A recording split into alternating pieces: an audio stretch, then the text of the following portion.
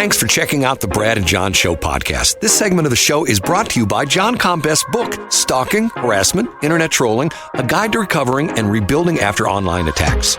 It's a great reference if you've ever been the unfortunate target of a social media attack.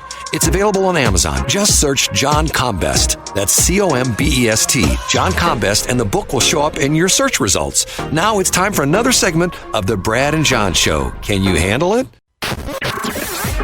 I'm Egbert, the owner of this station. Check out my website at egbert.com. That's E-G-G-B-U-R-T, egbert.com. Now it's back to Brad and John. Check out their website at bjshow.co. The BJ Show?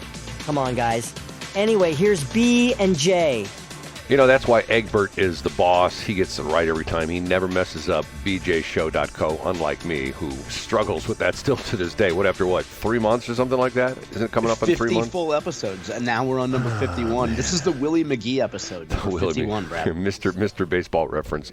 That is John Combest, J-O-H-N, common spelling first name. Combest, C-O-M-B-E-S-T. I spell that out because that is the name of his website, johncombest.com. He is the guy who every single day toils early in the morning to put together the list of what he says are the top stories in the entire state of Missouri as far as politics, government, stuff like that is concerned. Sometimes just sort of crazy things. Occasionally you throw in crazy stuff, right? Yeah, I mean, what in Missouri is not crazy, Brad? We got plenty of crazy, including the number 2 story today. Well, we need to move right along, and we need to bring in our official announcer, and his name is... I'm Casey Kasem. And he's so good at saying things like... Now on with the countdown. And then he says... In third place... And John does the third story. Lots of fireworks in Jefferson City yesterday. The Israeli Consul General made a speech to the General Assembly. He spoke in the Missouri House Chamber, with many people listening have visited. You can picture a packed house, and in the upper gallery, pro-Israel and pro-Palestine protesters, Brad. It was a raucous scene from what I understand. To be clear, I wasn't there firsthand, and I'm just viewing this stuff via pictures and multimedia. The speech was interrupted by a group of pro-Palestine protesters, one of whom succeeded in getting arrested, which I think was their point of these stunts.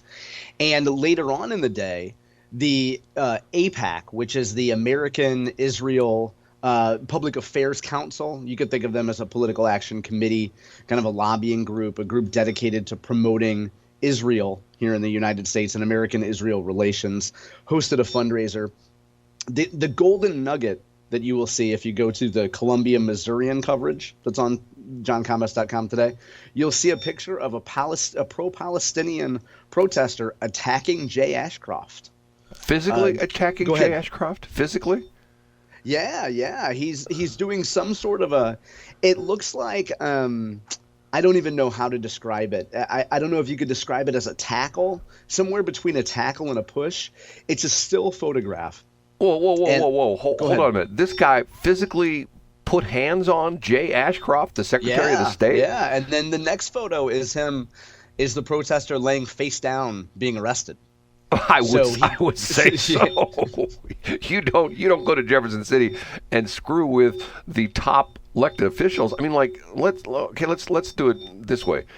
Wouldn't you say the Secretary of State is like top 10 in the state as far as officials are concerned? Oh, absolutely. I mean, maybe even top 5. Let's be honest. If you're a Democrat state rep or you're a Republican state rep, I don't care, or you're an aide to one of these representatives, you don't go attacking somebody. Well, yeah, I mean, come on. Now, here's the problem. The problem is that unlike January 6th, this guy will he's probably out already, probably $100 bond, and he's out, look what I did. I pushed Jay. Did he actually knock Jay Ashcroft to the ground? Or I'm not, it doesn't look like Jay was falling. I mean, it looks like, I would suggest folks go there and take a look at the picture. I'm guessing he just roughed Jay up a little bit before he was taken down right away. I mean, he's surrounded. The he here is the Palestinian protester is being surrounded by police. I'm assuming it was immediately. Of course, Brad, in this shot of Ashcroft being attacked, you have a number of people just standing there holding their cell phones up.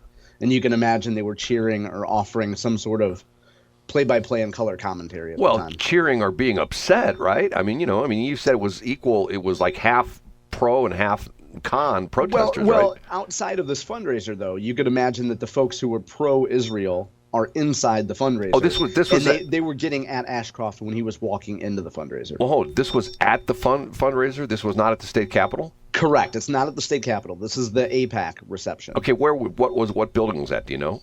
It was a fundraiser. I mean, it was off the Capitol grounds. But I'm guessing it was at a restaurant. There were Capitol security there, or just regular security? I think they were Jeff City Police. Jeff City Police. Okay. Yeah. Man, I mean, the unique thing about this is that the man who attacked Jay Ashcroft is from a group, as I understand it, called the Mid-Missouri Fellowship of Reconciliation. What is that?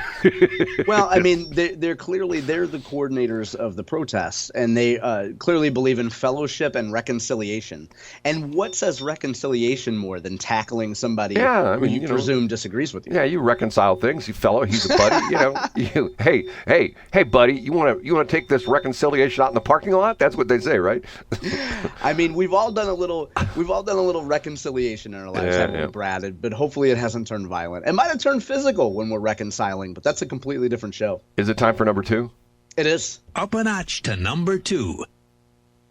Former state senator and state representative Maria Chappelle-Nadal had a blockbuster yesterday.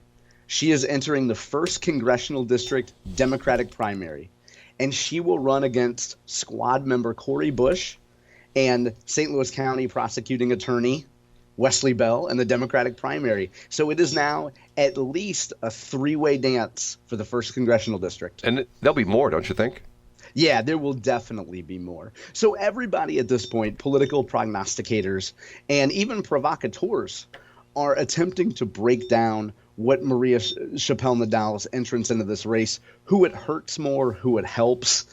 If the conventional wisdom would be, on one hand, having an additional anti-Bush candidate would hurt Wesley Bell, but also having another black female candidate in the race certainly doesn't help Cori Bush either. So it might be a wash. I mean, who knows? We won't know until we get some kind of good polling on this. I heard this yesterday, what you just talked about on 97.1, Mark Reardon's show, and he called her cuckoo for Cocoa Puffs.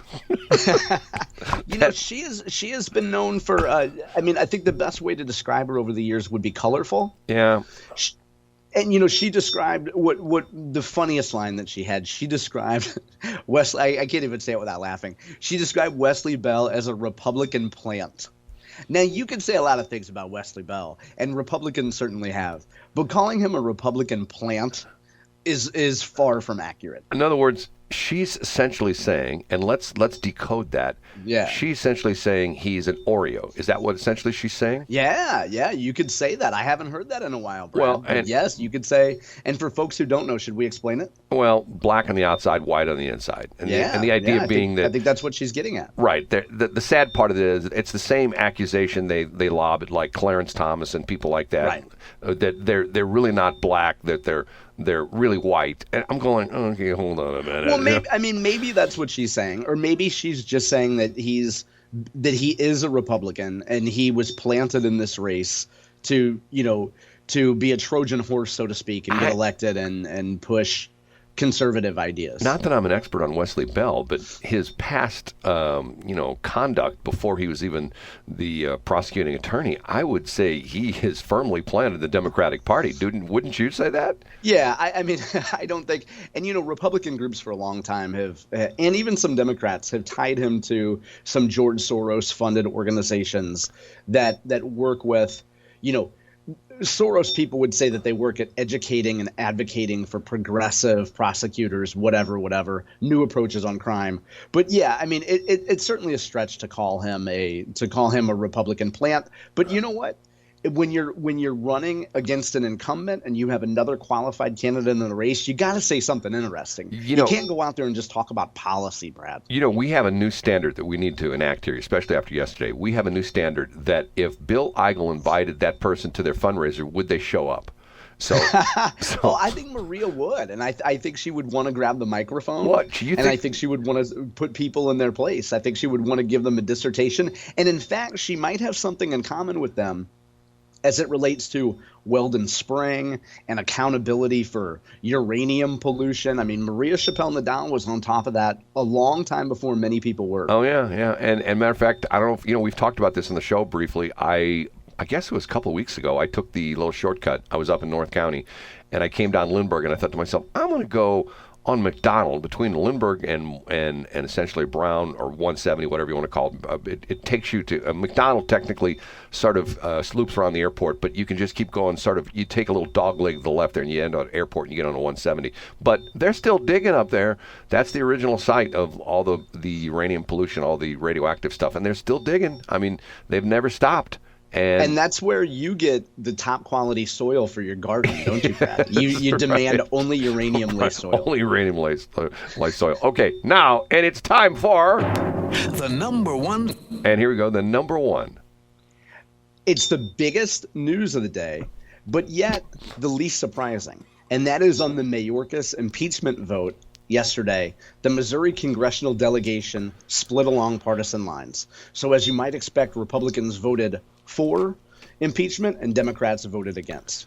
Yeah, and you and I have covered the Mayorkas and immigration thing quite a bit over the last week, but I guess this vote is unsurprising. The Democrats stood with their director, and Republicans voted to impeach. Well, not all Republicans, because the reason... That's right. Well, I mean, I'm talking about in Missouri. Yeah, but the reason it failed was there, 4 Republicans that switched over to the Democratic side on that vote? Yeah, and even, Congressman Burleson, who had been on Mark Cox's show talking about this very topic, talked about a gentleman named Ken Buck, not to be confused with Jack or Joe Buck, of course, because we wouldn't claim this Ken Buck guy. But Ken Buck voted with the Democrats, and, less than a handful of other Republicans did as well.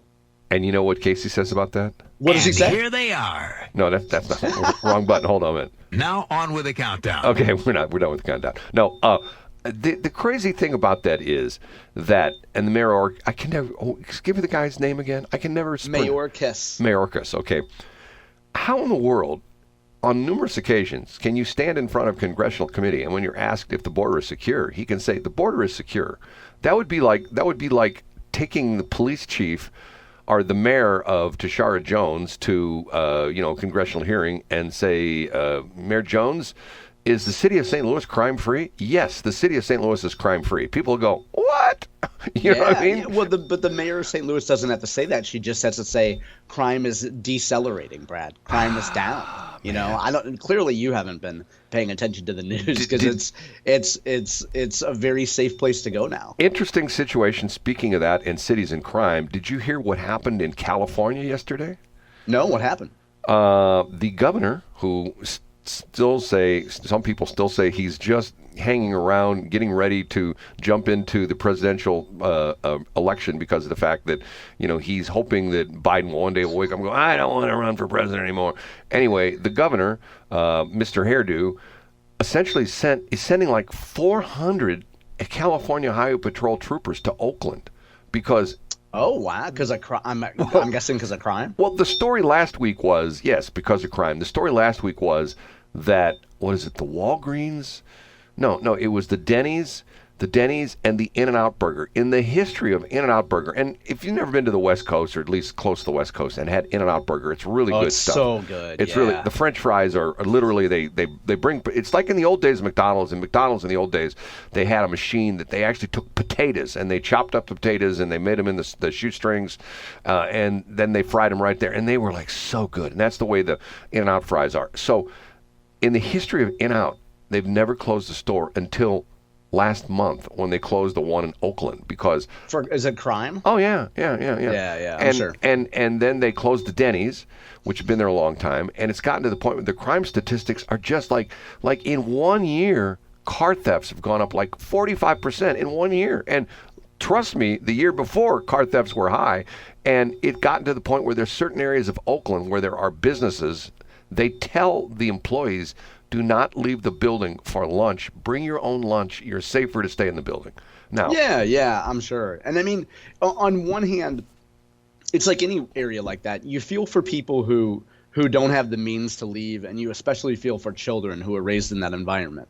Everybody else who has access to a car or has 2 legs you have to question their sanity of why they're staying there. Well, and you have to look at, and for those of you who don't know the geography, Oakland is on one side of the bay from San Francisco, okay? You've got essentially three major areas out there. You've got San Jose, Oakland, and San Francisco, which are essentially all sort of like within the same, what would be the analogy? It would be like San Francisco would be like downtown St. Louis, and wouldn't like San Jose be like Fenton, and Oakland would be like essentially St. Charles County. Wouldn't that be sort of like the same layout? Yeah. I mean, I would compare Oakland to St. Louis, to East St. Louis, Illinois. But if you want to be geographical about it, I guess we could compare it to St. Charles County. Well, once upon a time, very nice area, and it's really gone downhill. And to the point where, first off, you lost the Raiders. They left Oakland, and they're now in Las Vegas. And the A's, the Oakland A's, are not too far behind them. They're going to build a new ballpark out there and play baseball out in Las Vegas. So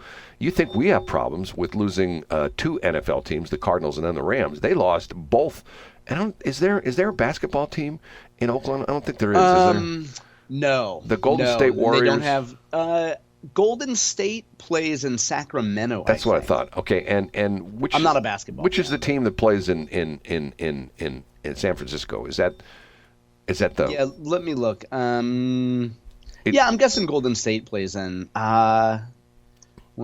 this shows how little I know about you basketball. and I are not big basketball, or we're not sports fans in general. You're a sports fan, but not necessarily in basketball, because they play in. I'm sorry for interrupting. Yeah, they play in San Francisco. I don't know why I thought they played in Sacramento. Okay.